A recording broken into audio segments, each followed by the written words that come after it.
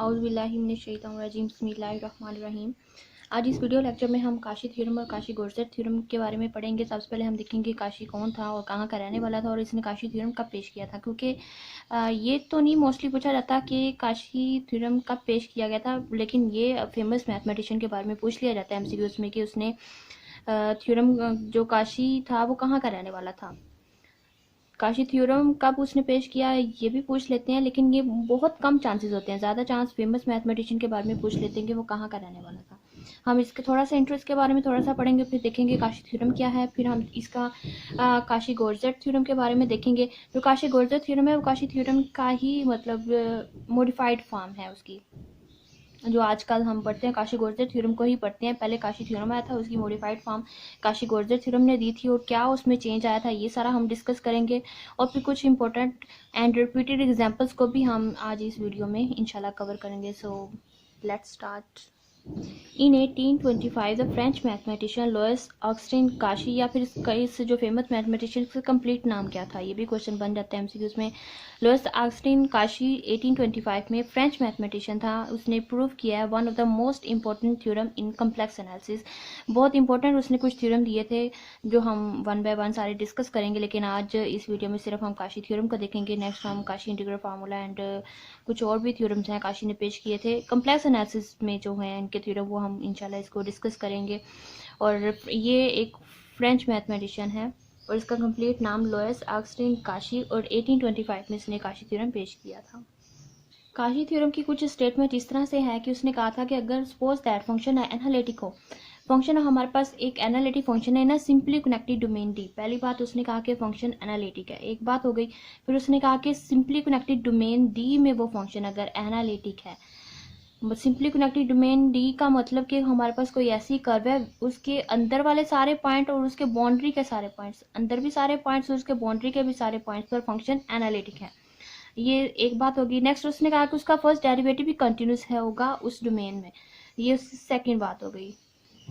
फिर for every simple closed contour is C in D, फिर हर जो क्लोज्ड कंटोर होगी कंटोर उसी डोमेन के अंदर उसका जो इंटीग्रल होगा उस क्लोज्ड इंटीग्रल का F of z D z is equal to 0 हुआ करेगा हमेशा। लहदा ये बात करना कि फर्स्ट डेरिवेटिव भी कंटिन्यूस होना चाहिए डी में, ये बात कुछ अननेसेसरी सी लग रही है कि जब उसने कह दिया कि फंक्शन एनालिटिक है तो कंटिन्यूटी की वजह से उसे बात नहीं करनी चाहिए थी। यहाँ पे फंक्शन एनालिटिक है, डिफरेंशिएबल भी होगा और कंटिन्यूस भी होगा, तो first derivative continuous in D. फिर उसने एक लहदा से स्पेसिफाई कर दिया कि इसका फर्स्ट डेरिवेटिव भी कंटिन्यूस इन डी होना चाहिए। वैसे ये ना भी कहता तो पता है कि फंक्शन अगर एनालिटिक है, डिफरेंशिएबल भी है, फिर कंटिन्यूस भी होगा, उसके ऑल ऑर्डर डेरिवेटिव फिर कंटिन्यूस ही होंगे। उसने ये बात एक ऐड कर दी, हालांकि कहना इतना ज़रूरी नहीं था। फिर उसने कहा कि उसका जो फिर उस फंक्शन अगर एनालिटिक है कनेक्टेड डोमेन डी में उसका इंटीग्रल इक्वल टू 0 होगा। अब देखते हैं काशी गोरजेट थ्योरम ने फिर इसको मॉडिफाइड कैसे किया था। Resulting modified version of Kashi theorem is known as Cauchy Goursat theorem. ये भी एक मैथमेटिशियन है। काशी गोरजेट के अंदर फंक्शन अगर एनालिटिक हो then for every simple closed contour C in D, हमें कंटोर कोई भी दे दी जाए, अगर फंक्शन अगर एनालिटिक है सिंपली कनेक्टेड डोमेन डी के अंदर, उसी डी के अंदर रहते हुए आप कोई भी कंटोर ले लें और उस हर कंटोर के लिए उसका इंटीग्रल की जो वैल्यू होगी इज इक्वल टू 0 होगी। ये काशी गोरजेट थ्योरम ने कहा था। दोनों का अगर डिफरेंस देखें तो ऑलमोस्ट सेम ही लग रही होंगी आपको अभी तक देखने में, लेकिन फ़र्क है। फ़र्क कहाँ पे इसने कहा था कि ये भी इसने कहा कि फंक्शन एनालिटिक होना चाहिए, नहीं सिंपली कनेक्टेड डोमेन डी। इसने भी इसकी पहली बात भी यही है कि suppose that a function is analytic ना सिंपली कनेक्टेड डोमेन डी। फिर इसने जो नेक्स्ट कहा कि फर्स्ट डेरिवेटिव कंटिन्यूस होना चाहिए डी में, इसने ये बात निकाल दी। बाकी इसने कहा कि उसी close simple close for every simple close contour C in d उसका इंटीग्रल 0 होगा। इसने भी यही कहा, लेकिन इसने first derivative continuous in d इसने ये निकाल दिया और इसने कहा कि ये first derivative is not necessary to reach the conclusion of Cauchy theorem. Cauchy theorem conclusion तक पहुंचने के लिए हमारे पास फर्स्ट डेरिवेटिव की कंटिन्यूस कहना ये नेसेसरी नहीं है, बात ये अननेसेसरी हो जाती है, क्योंकि अगर एनालिटिक है तो वो ऑब्वियसली एक डिफरेंशिएबल एंड कंटिन्यूस फंक्शन तो होगा। चलिए अब हम कुछ एग्जांपल्स की हेल्प से काशी गोरजेट थ्योरम के देखते हैं कि उसने कहा कि क्वेश्चन हमारे पास इस तरह से है कि एवेल्युएट करना है क्लोज्ड इन कंटोर सी दिया गया है, एक्सपोनेंशियल फंक्शन है हमारे पास e raise to power G D z, where the contour जो है वो simply shown in as fig, जिस तरह फिग में दिखाया गया हमारे पास क्लोज्ड कंटोर है और exponential e raise to power G D g की वैल्यू हमने फाइंड करनी है। क्योंकि हमें यहाँ जो फंक्शन दिया गया है वो एवरीवेयर एनालिटिक है। एवरीवेयर एनालिटिक जिस जो फंक्शन होता है उसे हम एंटायर फंक्शन कहते हैं। F o z is equal to e raised by z, जो हमें फंक्शन दिया गया है वो एंटायर फंक्शन है। Analytic at all points within and on the simple closed contour C, so its integral value is equal to 0 होगी। जिस तरह हमारे पास आल ट्रिग्नोमेट्रिक फंक्शंस को आपको पता होगा कि sine z, cos z and all polynomial functions ये हमारे एंटायर फंक्शंस हैं, तो इनकी भी integral value is equal to 0 ही होगी अकॉर्डिंग टू काशी-गोरजेट थ्योरम। क्योंकि अब तक जो मैंने सारे फंक्शंस लिए वो एंटायर फंक्शंस थे, वो ये तो एंटायर फंक्शंस है, पूरे कम्प्लेक्स प्लेन पे ही ये एनालिटिक होते हैं, इनको तो कहीं भी प्रॉब्लम होगी। कंटोर तो जो मर्जी क्लोज कंटोर दे दिए जाए, ये पूरे कम्प्लेक्स प्लेन में एनालिटिक फंक्शंस थे, इसलिए अकॉर्डिंग टू काशी-गोरजेट थ्योरम की स्टेटमेंट को भी ये सेटिस्फाई कर रहे थे, तो इनके integral value is equal to 0 आ गए। लेकिन अगर हमें कोई ऐसा कर्व दे दिया जाए जिसके अंदर कोई हमें ऐसे पॉइंट्स मिल जाए जिन पे फंक्शन एनालिटिक ना हो, तो हम क्या करेंगे, तब उसकी इंटीग्रल वैल्यू हम किस तरह से कैलकुलेट करेंगे। हमेशा ऐसा तो नहीं ना होगा कि क्लोज के कंटोर के अंदर जो भी हमें फंक्शन दिया जाएगा उसके हर पॉइंट पे फंक्शन एनालिटिक होगा। कुछ हमें पॉइंट्स मिल भी सकते हैं कि फंक्शन एनालिटिक ना हो, तो फिर हमें काशी ने फिर एक फार्मूला पेश किया था जिसे काशी इंटीग्रल फार्मूला कहते हैं। फिर हम उसका यूज़ करके उन पॉइंट्स पर फंक्शन की वैल्यू कैलकुलेट कर लेते हैं जिन पे फंक्शन एनालिटिक नहीं होता। लेकिन अगर फंक्शन एनालिटिक है तो इसकी इंटीग्रल वैल्यू 0 है। लेकिन अगर किसी क्लोज कंटोर के अंदर हमें कुछ ऐसे पॉइंट मिल जाते हैं जिन पे फंक्शन एनालिटिक नहीं होता, तो हम काशी इंटीग्रल फार्मूला का यूज़ करते हैं। वो हम इस वीडियो में कवर नहीं करेंगे, इंशाल्लाह नेक्स्ट वीडियो में विद एग्जांपल्स एंड स्टेटमेंट के साथ उसको अच्छे से कवर करेंगे। नेक्स्ट, ये दो एग्जांपल्स मैंने कुछ डिफरेंट लिए और मुझे कहा गया कि इसको अप्लाई करना है आपने, या by the use of Cauchy Goursat theorem evaluate value of this closed integral की वैल्यू हमने फाइंड करनी है।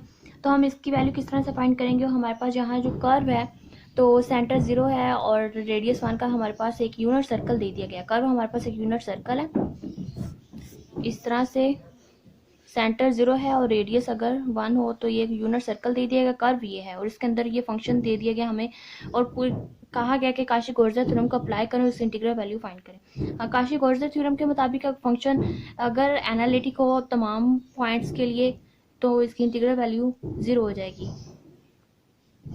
इसी क्लोज कंटोर के हर पॉइंट पे फंक्शन एनालिटिक होगा तो इंटीग्रल वैल्यू 0 होगी। लेकिन अगर हम इसके पॉइंट्स निकालें, सिंगुलैरिटी निकालें जिन पे फंक्शन एनालिटिक नहीं होता, हम सबसे पहले वो चेक कर लेते क्या इसके कोई पास से कोई सिंगुलर पॉइंट है। अगर सिंगुलर पॉइंट मिल जाते हैं इसका मतलब फंक्शन एवरीवेयर एनालिटिक नहीं है, एंटायर फंक्शन नहीं होगा, तो इसकी वैल्यू इज इक्वल टू 0 हम डायरेक्ट नहीं कर सकते। सिंगुलर पॉइंट हम कैसे निकालते रहे, सिंगुलर पॉइंट को अगर मैं और सिंप्लीफाई करूँ तो poles is a type of singularity. तो हम पोल्स कैसे निकालते हैं, डिनोमिनेटर इज इक्वल टू 0 रख के हम पोल्स निकाल लेते हैं। तो इसके डिनोमिनेटर को इज इक्वल टू 0 रखेंगे तो आपके पास जो पोल्स निकलेंगे z इज इक्वल टू एक तो मिलेगा +-2 and z is equal to +-3 होगा। ये मेरे पास ऐसे पॉइंट्स हैं जिन पे फंक्शन डिफाइन नहीं है, डिफाइन नहीं होगा तो एनालिटिक भी नहीं हो सकता। इन पॉइंट्स पे फंक्शन एनालिटिक नहीं है, मतलब ये पॉइंट्स मेरे सिंगुलर पॉइंट्स हैं, सिंगुलर पॉइंट्स हैं, फंक्शन इन पे एनालिटिक नहीं है, तो हम काशी-गोरजेट थ्योरम तो ये कहता है कि क्लोज कंटोर के हर अंदर वाले हर पॉइंट और बाउंड्री के हर पॉइंट पे फंक्शन एनालिटिक होना चाहिए। अभी हम चेक करते हैं क्या ये पॉइंट इसी कंटोर के अंदर आ रहे हैं, कहीं बाहर लाई करते हैं। अगर अंदर होंगे तो इसके फिर हमें काशी इंटीग्रल फार्मूला यूज़ करेंगे, अगर बाहर होंगे तो फिर इसके इंटीग्रल की वैल्यू 0 हो जाएगी, क्योंकि हमें काशी-गोरजेट थ्योरम सिर्फ अंदर वाले पॉइंट्स और इसके बाउंड्री वाले पॉइंट्स के लिए बात करता है, बाहर वाले पॉइंट्स के लिए बात नहीं करते। अगर अंदर वाले सारे पॉइंट्स पे फंक्शन अगर एनालिटिक, उसी से ही हमें कंसर्न है, सिर्फ अंदर वाले पॉइंट्स और इस बाउंड्री के पॉइंट्स पे, बाहर वाले कंटोर से बाहर वाले पॉइंट्स से हमें कोई कंसर्न नहीं है। तो देखें ये पॉइंट कहाँ लाई करता है, +-2 है रियल पार्ट, +- इमेजिनरी पार्ट इसका 0 है, तो कहीं ये +2 -2 तो कुछ कहीं यहीं बनेगा और ये कंटोर से बाहर ही होंगे। अगर +-3 होता तो इमेजिनरी पार्ट को हम लेते हैं y एक्सिस पे, तो +3 होता एंड -3 होता, ये भी कंटोर से बाहर ही लाई करें। ये इसके सिंगुलर पॉइंट्स है जिन पे फंक्शन एनालिटिक नहीं था, इन्हीं पॉइंट्स पे फंक्शन को प्रॉब्लम थी, और वो सारे पॉइंट्स जो है इसी कंटोर से बाहर है। इसका मतलब फंक्शन हमारे पास बाकी तमाम पॉइंट्स के लिए एनालिटिक होगा, और ये काशी-गोरजेट थ्योरम के मुताबिक इसकी वैल्यू भी इज इक्वल टू 0 हो जाएगी, क्योंकि बाकी जो पॉइंट्स है कर्व के बाहर लाई कर रहे हैं, अंदर वाले तमाम पॉइंट पे फंक्शन एनालिटिक है। तो by using Cauchy Goursat theorem we can say that integral value of this function is equal to 0। Next example देखें। नेक्स्ट मैंने एग्जांपल लिया close contour C dz over z square, where the contour C is the ellipse दे दी गई और ellipse की equation दे दी गई। हमें बताया गया है कि ये कर्व है और ये फंक्शन है, और आपने इस क्लोज इंटीग्रल की वैल्यू फाइंड करनी है, एवेलुएट करनी है। तो किस तरह से हम एवेलुएट करेंगे, देखेंगे z इज इक्वल टू 0 इसका सिंगुलर पॉइंट है। तो देखें अब ये जो z इज इक्वल टू 0 बनेगा, अगर हम देखें 0 0, हम x भी 0 ले y भी 0 ले, तो वो इस इक्वेशन को सेटिस्फाई नहीं करता। मतलब जो भी इसका कर्व बनेगा तो z इज इक्वल टू 0 उसके अंदर लाई नहीं करेगा। अगर उसके अंदर लाई नहीं कर रहा, इसका मतलब बाकी तमाम पॉइंट्स के लिए तो फंक्शन एनालिटिक होगा। तो ये भी अकॉर्डिंग टू फिर काशी-गोर्जेट थ्योरम इसकी वैल्यू भी 0 हो जाएगी। तो हम कहेंगे close contour C d z over z square इसकी वैल्यू भी 0 होगी बाय यूजिंग काशी-गोर्जेट थ्योरम, क्योंकि z इज इक्वल टू 0 पे इसको प्रॉब्लम थी और वो पॉइंट इस इक्वेशन को, एलिप्स की इक्वेशन को सेटिस्फाई नहीं करता। इसका मतलब वो पॉइंट इस कंटोर से बाहर होगा। अगर बाहर होगा तो फिर उस अंदर वाले तमाम पॉइंट पे फंक्शन एनालिटिक होगा। तो इसकी काशी-गोर्जेट थ्योरम के मुताबिक इसका रिजल्ट इज इक्वल टू 0 हो जाएगा। ये कुछ कोशिश थी मेरी काशी-गोर्जेट थ्योरम की, काशी एंड काशी थ्योरम की स्टेटमेंट हमने समझी, कुछ थोड़ा सा इंट्रो देखा एंड कुछ एग्जांपल्स को हमने कवर किया। इंटायर फंक्शंस भी लेके मैंने बताया कि अंदर वाले तमाम पॉइंट्स बाउंड्री तमाम पॉइंट्स पे फंक्शन अगर एनालिटिक है, डायरेक्ट आप उसकी वैल्यू 0 टू 0 लगा सकते हैं। मतलब आपको क्वेश्चन इस तरह से भी आ सकता है पेपर में कि आपको इंटायर फंक्शन दे दिया जाए और कहा जाए कि इसकी इंटीग्रल वैल्यू फाइंड करें, आप फार्मूले लगाते हैं, सोचते हैं या छोड़ दें, स्किप कर देंगे ऐसे क्वेश्चन को। आप हमेशा याद रखना अब ये कि आप काशी-गोर्जेट थ्योरम में अपने देख के मुताबिक अगर फंक्शन एंटायर फंक्शन डायरेक्ट अपने ऑप्शंस में से 0 आपने चूज कर लेना है। अब इंपॉर्टेंट थ्योरम है, इससे मोस्टली क्वेश्चंस पूछे जाते हैं, आप इसको याद रखिएगा। एंटायर फंक्शन तो उसकी integral value is equal to closed contour के अंदर उसकी वैल्यू 0 हो जाएगी, और अगर वो पॉइंट उसके बाहर वाले हैं तब भी उसकी इंटीग्रल वैल्यू 0 हो जाएगी। Most repeated examples. So thank you for watching. Please like and share with your friends, और कुछ कमेंट्स भी कर दिया करें किस तरह से जा रहा है। अगर और भी आपको मज़ीद हेल्प चाहिए तो बताइएगा। कुछ इंपॉर्टेंट टॉपिक्स अगर आपको समझने हैं तो वो भी कवर कर लेंगे।